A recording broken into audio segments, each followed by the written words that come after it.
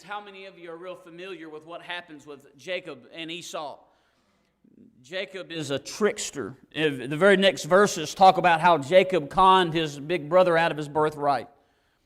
Later on, when Isaac is getting ready to die and he's going to give out the blessing that goes to the firstborn, and how Isaac came, and remember he put that goat's hair on his neck and on his hands so his daddy would think he was hairy like Esau, and he wore Esau's clothes, and he even lied. And when Jacob come in the room, Isaac said, "Who is this?" And he said, "I'm Esau, your son." He said, "The voice is Jacob's, but you say you're Esau." And he lied to him, and he stole his brother's birthright and his blessing. Y'all remember that story?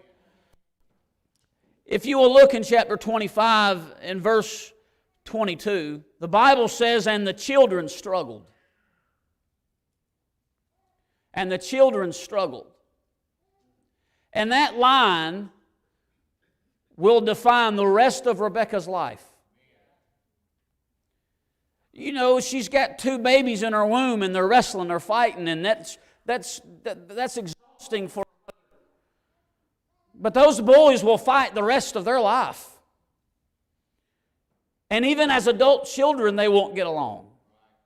And those 2 sons will struggle, and that will define the rest of Rebekah's life. This woman that was once known for being fair to look upon, very fair, the Bible says in Genesis 24. You remember Abraham, Isaac's father, sent his servant Eleazar back home to his homeland. Y'all remember that? And the servant prayed. He said, "God, this woman needs to be very good and very kind, very loving." He kind of put this test out there. He said, "When I get there with all my camels," he said, "let the lady that offers to water my camels be the one." And Rebekah offers water to him and then to his camels. She was very kind. Then Eleazar the servant says that my master is very great and he's left everything to his son Isaac and he needs a wife. And she says, "I'll go. It's of the Lord." That's crazy faith. I mean, you've never seen this guy. This guy could look like the Hunchback of Notre Dame. You don't know. Money only goes so far. But she said, "This is of the Lord." What faith. This lady that was once known for her beauty and for her kindness and for her faith is now forever known for the struggle of her sons. There are all kinds of mothers in Scripture. There are single mothers, like Hagar in Genesis chapter 16. There are grieving mothers, like Bathsheba. Or grieving mothers like was it Elisha? Elisha and gave a prophecy that family would have a son, and then that son fell and hit his head and was dying and died, and they had to rush him to the prophet. Remember that?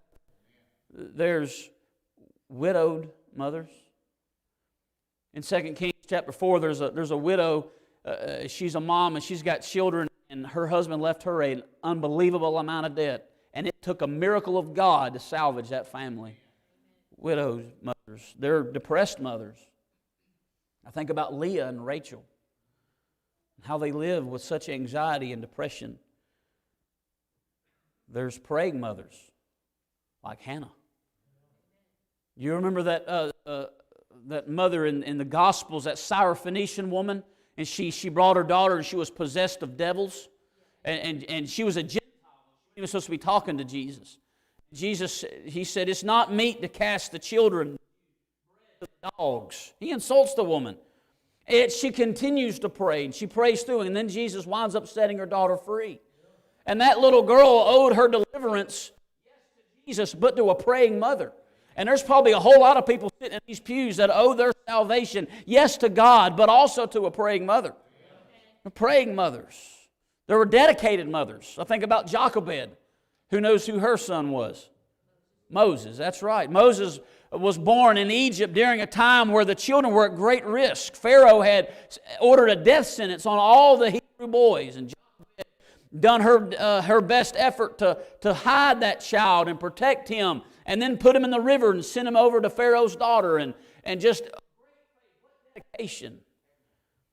There's also wicked mothers, like Herodias. Y'all remember her? There's selfish mothers. I didn't say selfie mothers. I said selfish mothers. Y'all ever seen them selfie mamas? They'll spend 30 minutes at the playground, at the park, or at the beach taking a selfie and while their kids, drowning or getting chased by a shark. Selfish mothers. There's a woman named Athaliah. She was so selfish. She was greedy, and she wanted to be queen. So you know what she did? She killed her sons. Okay, she's not just selfish, she's a psycho. Selfish mothers. We got a lot of selfish mothers in our generation. I'm going to stick a pin in that one. There's childless mothers, like Hannah or Elizabeth. There's sick mothers.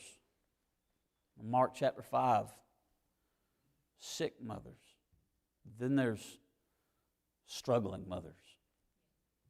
Rebecca is a struggling mother. She's struggling to just make sense and keep peace and keep the home going and keep family going. And sometimes I think so many mothers fall into that category. Struggling. Why was Rebecca struggling? Well, we just read, and the children struggled within her. But then they were born, and they began to grow, and they kept struggling. I want you to see, number one, this morning, how dysfunctional this family was. She struggled because her family was dysfunctional.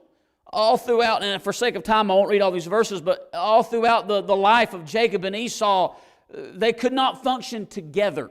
And the verse is very clear. The children struggled together. And it's like if you've got Jacob by himself, everything's fine. If you've got Esau by himself, everything's fine. But if you put them together, they begin to struggle. Now, I'm not trying to be, rude. But dysfunctional kids usually come from dysfunctional parents. Jacob and Esau were dysfunctional because Isaac and Rebekah were dysfunctional. They had a strange relationship. It even started weird. We mentioned a minute ago in chapter 24 of the book of Genesis, Eleazar, the servant, goes down there and he makes this proposal to Rebekah about Isaac, his master's son, and she agrees to go marry this man without knowing him. And Isaac marries her without knowing her. And their marriage was not built on a personal relationship, but on an ideal that both were going to be what the other was expecting. The servant comes and he tells Rebekah and Rebekah's family how much money and how wealthy and how great Abraham and Isaac were. He's rich. He's loaded. He's successful. He's got power. He's got authority. He had to tell him about that 314-man army that he had. That's awesome. He's got all these things. So Rebekah walks into it not just looking for a good man. She's looking for money. She's looking for security. She's looking for wealth. She's looking for a position in society. She has an ideal that this man is going to be something great. Marriage is founded on just the ideal of getting your expectations met. It becomes dysfunctional pretty quick. It becomes dysfunctional pretty quick. Now, in chapter number 24, you can look at it if you'd like. The servant brings Rebekah home, and they're coming through the field, and here comes Isaac, and Rebekah gets excited, and they meet. And verse number 67, and Isaac brought her into his mother Sarah's tent, and took Rebekah, and she became his wife. And he loved her, and Isaac was comforted after his mother's death. He took her on a honeymoon to his mama's house. And that's a weird place for a first date, ain't it? That's strange. It's a little weird. And she entered into this marriage with one main purpose: replace my mama. She entered into Isaac's life, and Isaac was looking for someone to replace Mom. Now, we say the term mama's boy, and we're not really offended by that. You can call me mama's boy. I don't care. I love my mom. My mom loves me. Prince Levi all the way. That's right. But I didn't marry my mom. And Rebekah enters into this marriage with Isaac, and one of the main goals or one of the main expectations is to replace my mother. This is not going to work well. This is going to be a rough road. In chapter number 25, look how dysfunctional this is. In verse number 28, Isaac loved Esau because he did eat of the venison, but Rebekah loved Jacob. Now we got mom and dad picking favorites. Y'all do know you can't do that, right? Like if you have one kid, you can have a favorite. If you have two, no more favorites. This is a dysfunctional family. Now, I do want to notice this in chapter number 26. I do want you to see this one highlight of Isaac and Rebekah's marriage. There was a famine that come in the land where they were. And in Bible times, when a famine hit your town, you left. The Bible word is sojourn. You would go on like an extended vacation because you had to, because there was no food. If you didn't go on vacation, you died. Okay, and so they went down to a place called Gerar because of this famine. Abraham, Isaac's father, had done that a few times and always went to Egypt. And Abraham he also had a very beautiful wife. Self-preservation, Abraham would always tell that Sarah was his sister, wife. Because if it was his wife, he was afraid they would kill him and take her because she was beautiful. Well, Isaac is also married to a beautiful woman, and Isaac goes to Gerar, and if you'll look in verse number 7, he does the exact same thing. And the men of the place asked him of his wife, and he said, "She is my sister." He feared to say, "She is my wife," lest, said he, the men of the place should kill me for Rebekah, because she was fair to look upon. So just commonplace was to act like you're not married and act like you're my sister, and everyone's just okay with this. Honey, we're going to go into Gerar because of a famine, but when we get there, I want you to say you're my sister. Okay. What? This is weird. And you say, I thought you said this was a high point. It is. Look at the next verse.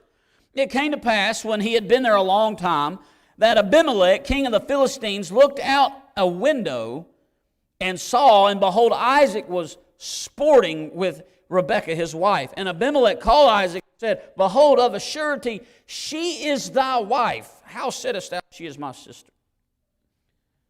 Now, I want you to understand that by saying you're my sister, that makes her free game to everyone in Gerar. Do y'all understand what I just said? I don't want to get in any kind of weird area. We got children in the room. But that makes her free game. A lot of things could happen to this woman in Gerar. They're there for a long time. A lot of things can take place.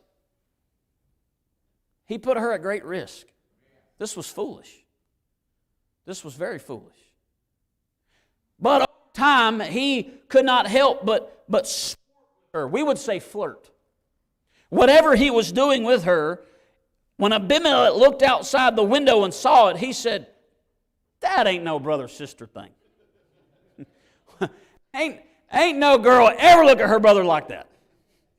And Isaac was putting the moves on her, and Rebekah must have liked it.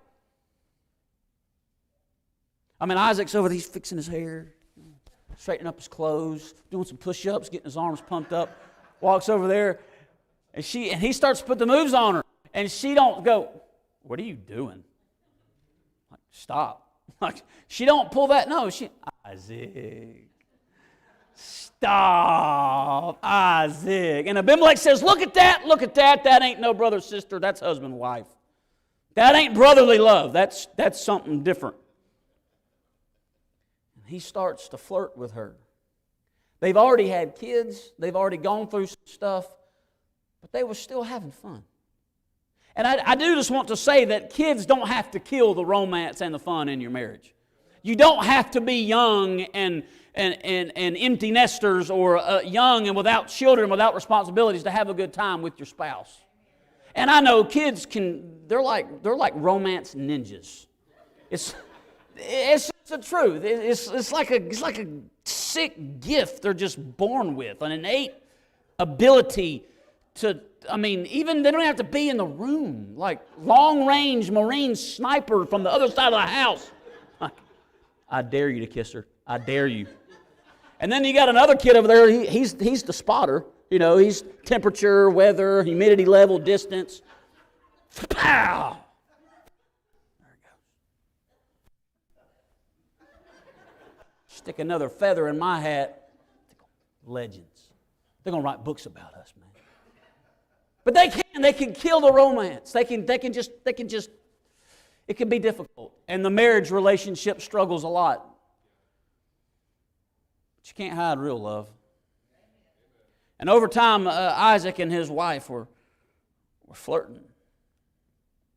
If you don't get caught flirting by your kids or by somebody else, I'm going to be.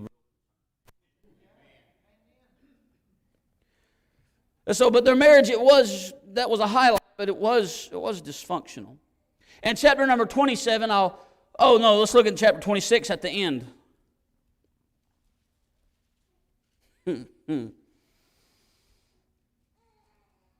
Verse 34, and Esau was 40 years old when he took to wife Judith, the daughter of Beri the Hittite, and Bashemath, the daughter of Elam the Hittite, which were a grief of mind unto Isaac and to Rebekah. If his family wasn't dysfunctional enough, now mama cannot stand her daughter-in-law. Judith. Can you not see this happen? And Isaac comes in, honey, the boys are going to come over for supper. Oh, great. Wait, is Judith coming? Hey, Esau. Hey, baby. Hey, Judith.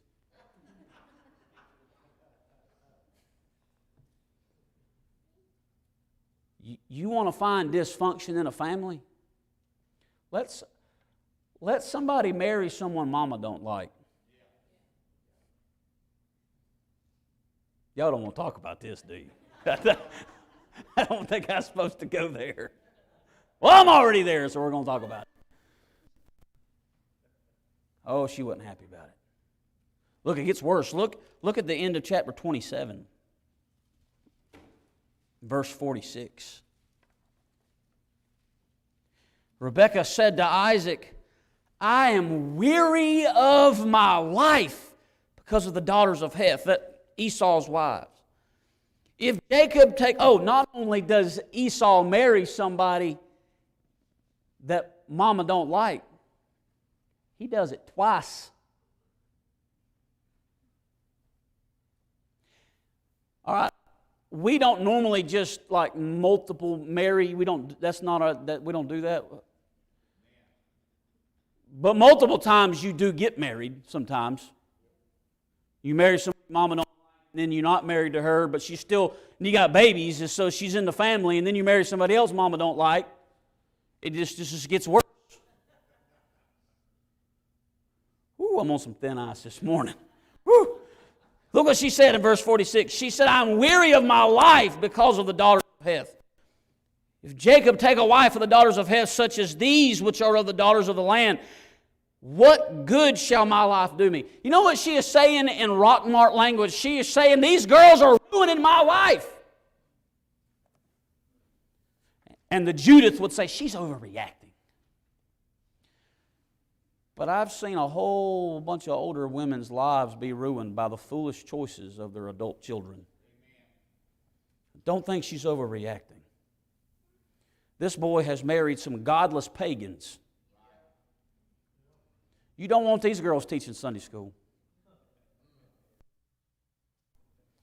These boys were raised to, well, he's a high roller acting like a lowlife. These are just some things Mama would never say. to you? Or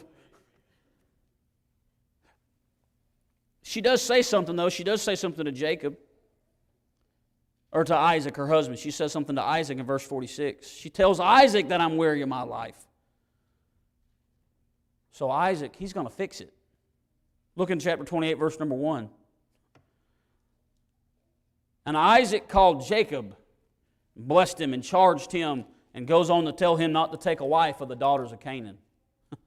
The only person she can say something to about Judith is not going to say anything to Judith.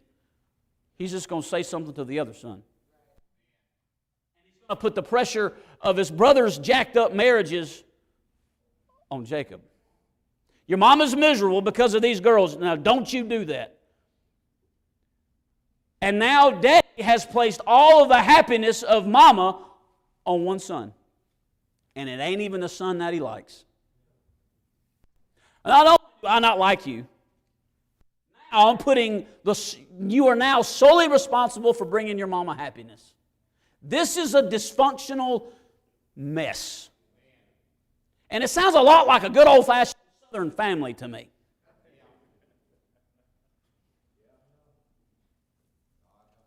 In chapter 27, things get, this just doesn't get any better.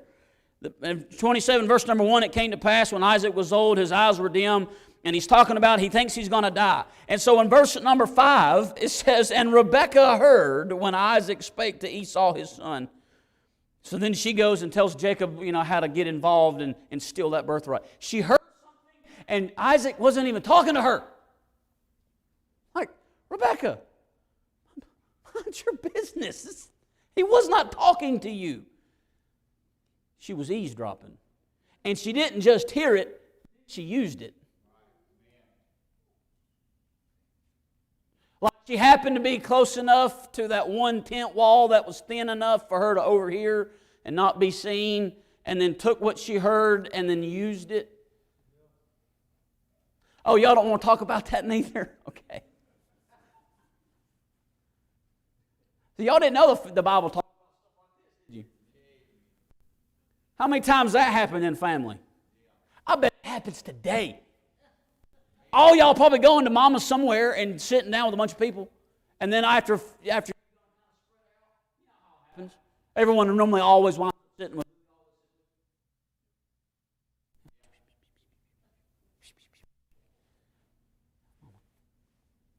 Mama going to be listening.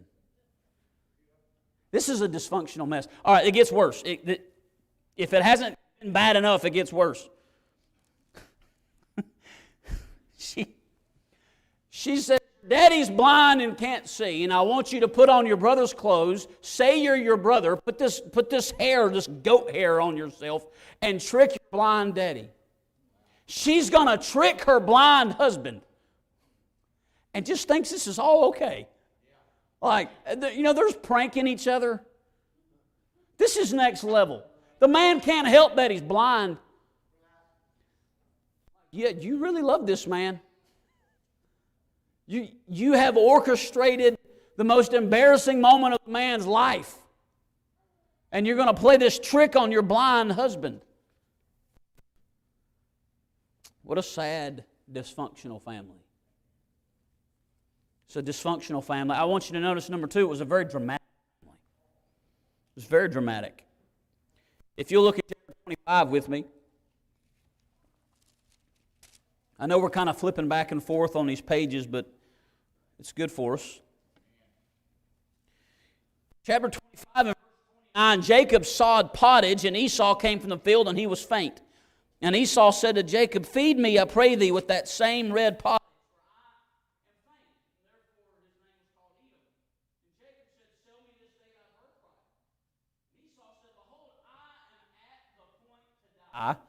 What profit shall this birthright do me? You're at the point to die. Your brother is cooking, so obviously he's like in some type of kitchen. Like, go get something, man. Like, he's not cooking water soup. There are ingredients. So there's got to be a pepper laying around. There's got to be some beans laying around. There's got to be an onion. You cannot make soup without an onion. Life. If you make soup without an onion, don't call me because I ain't coming to eat it. There's got to be an onion laying around. There's got to be a box of saltine crackers somewhere in the house. Go grab something, man. Number one, you are not at the point of death. You're overreacting. You're being dramatic. And in being so dramatic, the Bible says in verse 34 that Esau despised his birthright. In this super dramatic little pity party fit you've thrown because you're hangry, you've despised what God gave you as a birthright as the firstborn son. Dramatic. Look in chapter 27.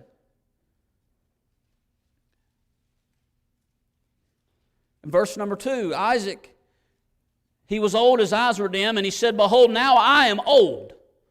I know not the day of my death. Now therefore take, I pray thee, thy weapons, thy quiver, and thy bow, and go out to the field, and take me some venison. Make me savory meat, such as I love, and bring it to me, that I may eat it, that my soul may bless thee before I die.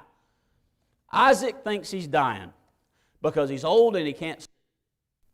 And Isaac will die, but not until the end of chapter 35, which, if the scholars are right, is about 70-something years later. You know what? He's not dying, he's being dramatic. You have one symptom.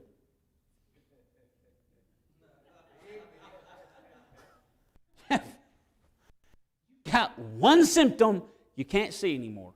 Now that is life-changing. That's not life-ending. He still has his other faculties. He can hear. Jacob comes in, he says, I'm Esau. And he said, you don't sound like Esau. You sound like Jacob. He could smell. Isaac said, come near to me. And he hugged him. And he said, oh, okay, I smell the smell of Esau. I smell the smell of the field on you. He can taste. He wanted that venison. He has an appetite. He has a memory. He can remember. This man is not dying. He's just getting old. And he's being super dramatic about it. And in this dramatic thing that he has called, this drama he has caused, has set the stage for the biggest struggle in their family. Being dramatic is causing panic or urgency or chaos when there's really no need for it.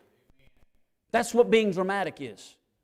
Causing other people to react, causing other people to panic and worry and fear and get worked up when there's really no reason for that.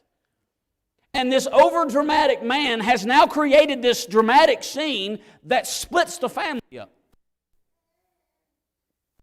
Rebecca will have to tell Jacob to run away, and she'll never see him again because of drama. Now, you don't have to say amen. You're scared to, I know. I understand. You're living with a whole lot of drama that wasn't even necessary. Just a bunch of dramatic overreactions. People losing their temper. People freaking out for no reason. Just calm down and get yourself together, man. It's all going to be fine. There's people from my parents' house. And it's always entertaining when I go to my parents' house, and I normally just sit in the truck for a few minutes and just listen, because they don't ever talk. They just scream. All the time. Never stops. Never gone. If they're not screaming, they're not there. Like they ain't got bailed out yet. I mean, it is just constant, la, la, la, just all the time, slamming stuff, breaking stuff, the window. Like, no joke, this is crazy. Dramatic. Just people being dramatic. And poor mama's got to try to make everybody happy and put everything back together and keep everything in line. Y'all don't leave me now. Being dramatic. Isaac wasn't dying. Look, in Genesis chapter 25, the Bible says he was 40 years old when they got married. Y'all want to look at it? I'll show it to you. Chapter 25, verse number 20. Isaac was 40 years old. In verse number 26, he was 60 years old when his sons were born. The Bible says, and Isaac was 80 years old when she bare them, Jacob and Esau. So he's 60. Look, in chapter 26 and verse number 34, Esau was 40 years old when he took to wife Judith, the daughter of Beri the Hittite. So by 26:34, Isaac is 100 years old. All right, chapter number 35, look at it. Chapter 35. I just want you to see it so you know I ain't just making up these numbers out of nowhere. Verse 28. The days of Isaac were 180 years, and Isaac gave up the ghost. He was 180 years old when he died. So from 100, he thinks he's dying, and he lives another 80 years. Dramatic. You're not dying. Don't put Rebekah and the rest of the family in a state of emergency and chaos. Look, he even made Esau think he was dying. In chapter number 27, when all of this took place and Jacob got the birthright of the blessing and then took that and then left, Esau said this, verse 41. He said, Esau hated Jacob because of the blessing wherewith his father blessed him. And Esau said in his heart, the days of mourning for my father are at hand. He said that my daddy's about to die, and I'm not going to do this while my daddy's dying. Even Esau thought dad was dying. Isaac's drama has infected everybody in the family. And they're all making decisions based on something that's not going to happen for 8 decades. And I know we like to call wives and women drama queens. I'm just saying, he's been a drama queen.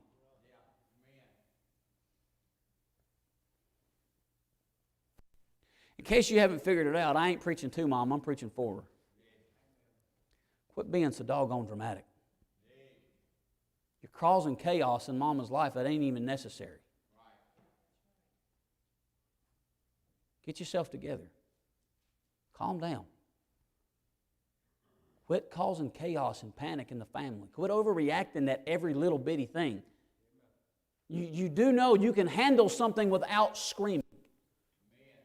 You can handle something without thinking this is the end. Life changes does not mean life is ending. Everything is not ultimate. Some things are just not a big deal. But when you treat everything like a big deal, you just live in this panic and chaos. And everyone around you is just miserable. And it makes them do foolish things. Rebekah does something foolish. She disguises one son as another son to trick her blind husband. Okay, that's not okay. Like, that's wrong. Don't do things like that.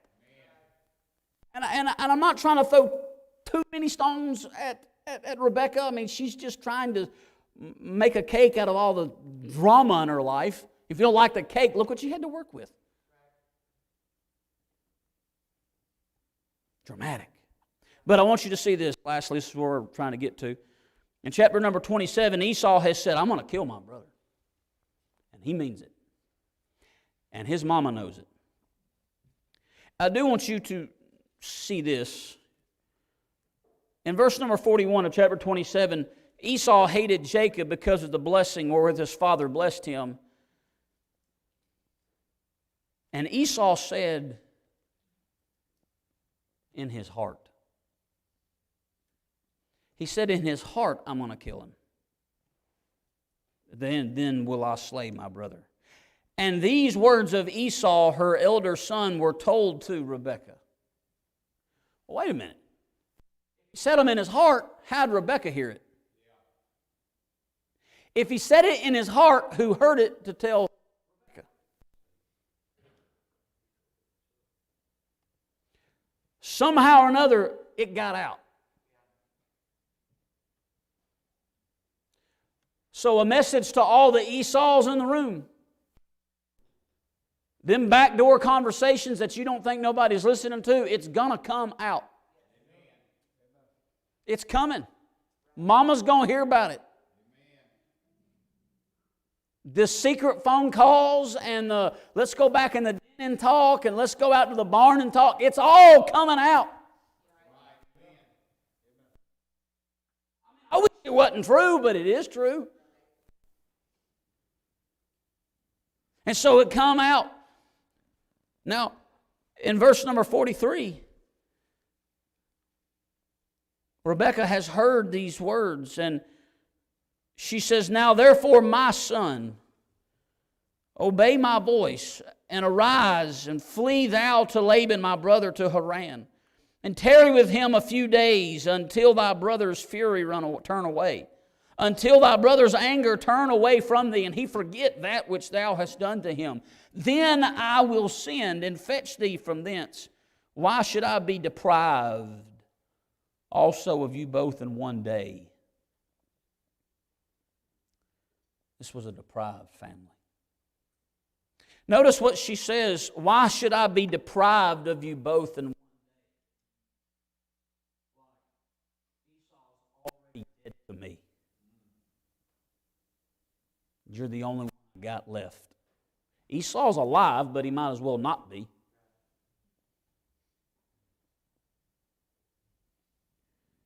And she says, I want you to run. Flee thou to Laban.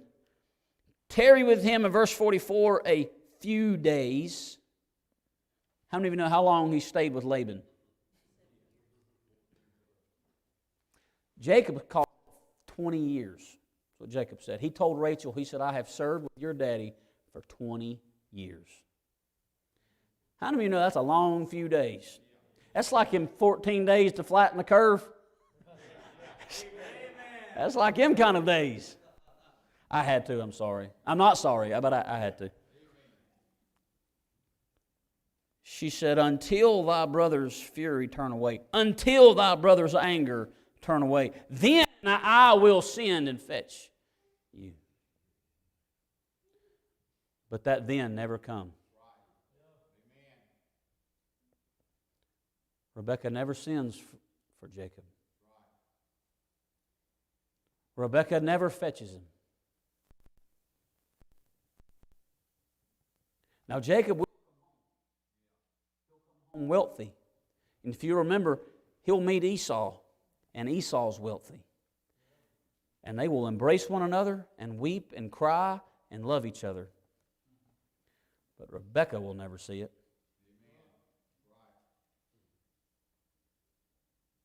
Rebekah never saw it. Rebekah died before it happened. By the time Jacob come home, Rebekah's in the cave of Machpelah with all the other relatives. Deprived. Mama was deprived of seeing her children be what she raised them to be. The then never came in her life. And on behalf of your mother, get yourself together. She will not be here forever. She won't. It's a fact of life. They all go. Don't deprive your mother of seeing you be what she raised you to be. Why are you going to wait till after she dies to get right? We've seen that 1,000 times. Someone's mama dies, they get right with God. They stop drinking, they stop doing dope, they get out of jail, they stop living a crazy lifestyle, they settle down, they live a good life, they get in church, they start living for God, they change when mama died. Well, why are you going to wait for mama to leave?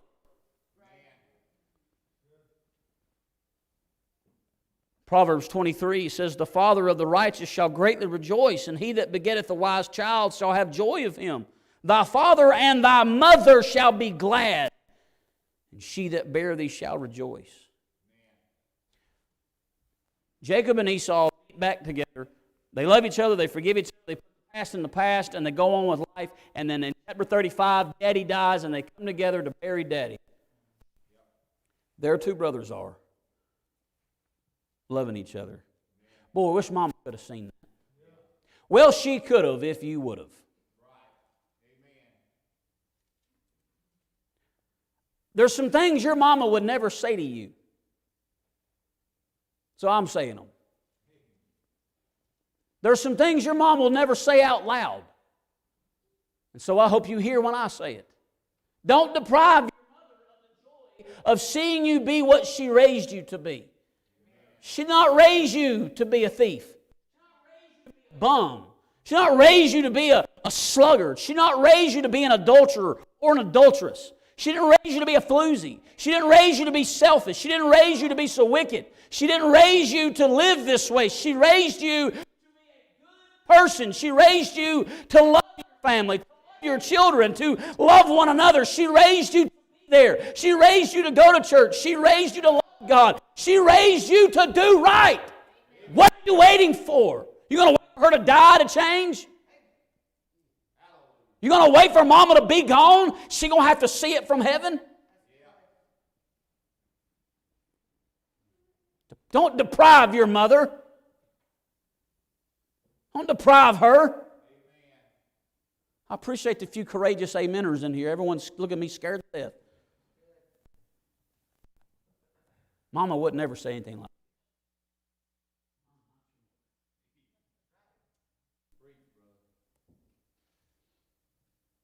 My heart grows so weary of watching good Christian women have their lives torn apart by wicked children. Selfish children. Selfish children. One of these days, it's finally going to all come together. And you're finally going to get sick of yourself. And you're finally going to turn things around. And Mama's going to have to just hope God lets her see it from heaven. Don't deprive her. On Mother's Day, a lot of people come to church. It's the only time they ever come to church because it's the only time Mama can talk them into coming. So, Mama, what do you want? Just go to church with me. What? Just give her what she's asking for now. Because when she's gone, and you're going to come and you're going to sit and you're going to look over where she sat and she ain't going to be there because she's going to be in heaven. And you've deprived her. Rebecca said, don't deprive me. Boy, the struggle of mothers is real, I'm telling you.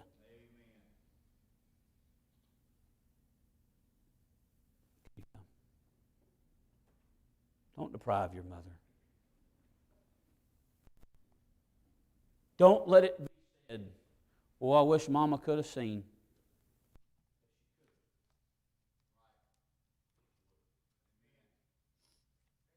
She could have seen Jacob and Esau mended. She could have seen family just be normal without all the drama and the dysfunction. She could have seen all of that. You know, and is that just normal, just too much to ask for now? Is that just...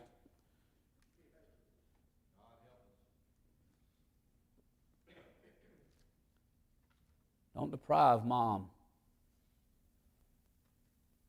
Don't deprive her of the joys of watching you be what she raised you to be. How many of you had a mom raise you right? Raise your hand. You had a mom try. I almost called this sermon Mama Tried.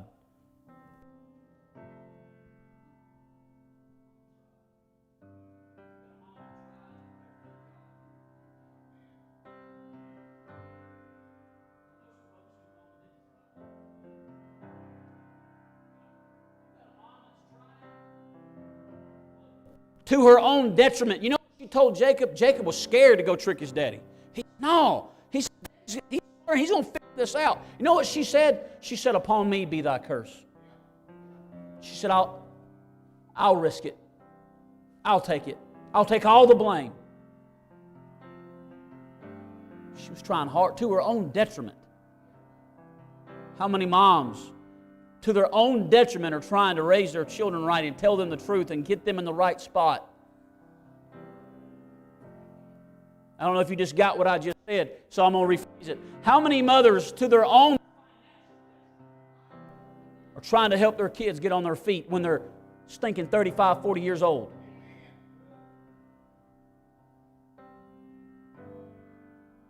I know I'm a young man, but I've been around enough to know how it goes.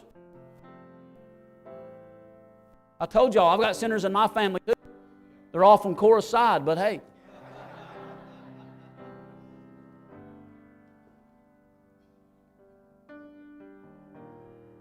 Sad story played out in the South over and over and over and over and over again. It's just become the norm. That's just what we do. Well, stop doing what you do. Stop it. Don't deprive mother of seeing you be what she raised you to be. Get yourself together. Get your life together. If your wife drives your mama crazy, then try to fix it. Try to get Judith to act right. Get Judith in line. Is that so much to ask for? Find a way to mend the relationship. Number one, don't marry the Judith to begin with. Be not unequally yoked together. If you're a saved person, you got no business marrying a lost person. That's not a mission work. That's not a ministry. If you're a saved person, don't be dating and courting lost people. Okay.